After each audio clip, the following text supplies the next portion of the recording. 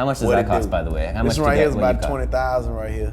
Once you listen to the music, you get a feel for the music, you become familiar with whatever I'm chopping and screwing, you know, then you get the feel for it, and I get to tell a story in my own words or whatever they said. You know?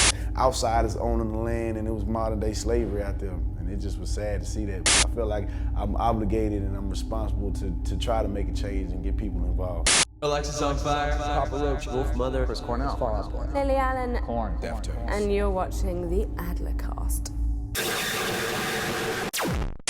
Look at that. Beautiful day to be talking about racism and blood diamonds, isn't it?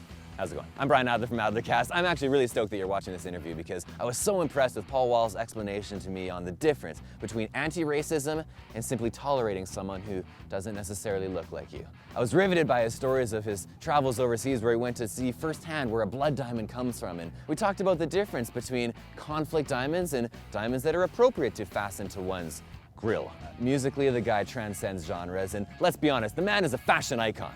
Here's Paul Wall for you on the Adlercast.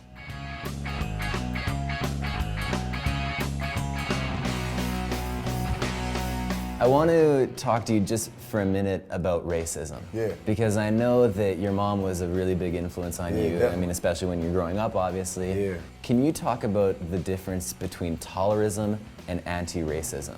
Yeah, I think with just being tolerant of other people means it's kind of like, I don't like you, but I accept it. But, you know, being anti-racism, saying, nah, that's not even cool. You know, we got to break down the barrier completely, man. You know, the tolerance is saying, okay, it's a wall there. I see the wall. That's cool. I see the wall.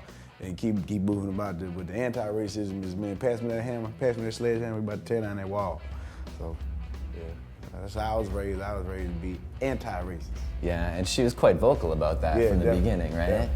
You think, I mean, do people need to be taught that? You need to have someone in your life? I think so. I think, you know, race, definitely, you see race, but it's just a characteristic about somebody. Like, for instance, if somebody walks in with a mohawk, that don't define who they are as a person. It just describes them, you know, just like the race. So if they tall or they short or they big boy, fat boy like me, they say, oh yeah, that's a fat boy. But they, you know, that don't mean, that don't define who I am as a person. That's just a description of it, you know what I'm saying? Yeah, I wonder what it is about human nature where we just feel more comfortable when we can define people in 1 second, you know? Yeah, who knows?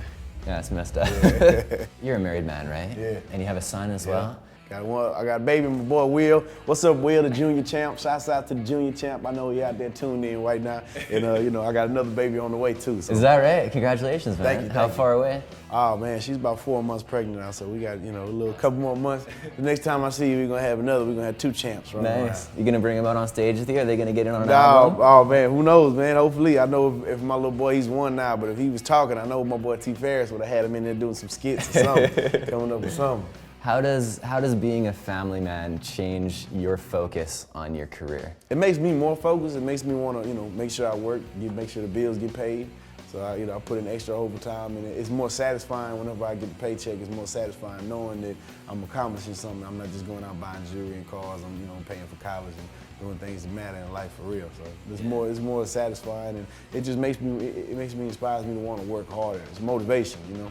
What about the lifestyle? Do you still get those the debaucherous road stories? I mean, well, I got plenty of homeboys that take care of all the debauchery out there, you know. So you know, we're big fans of my boy Tucker Max. So my boy Tucker Max is the debauchery king. So he's always out there doing his thing. But I got the crew with me. The groupie patrol, they handle that, you know. So I don't worry about that. I keep I'm straight and narrow, baby. as long as you get to hear the stories, right? It's just as good. Same thing.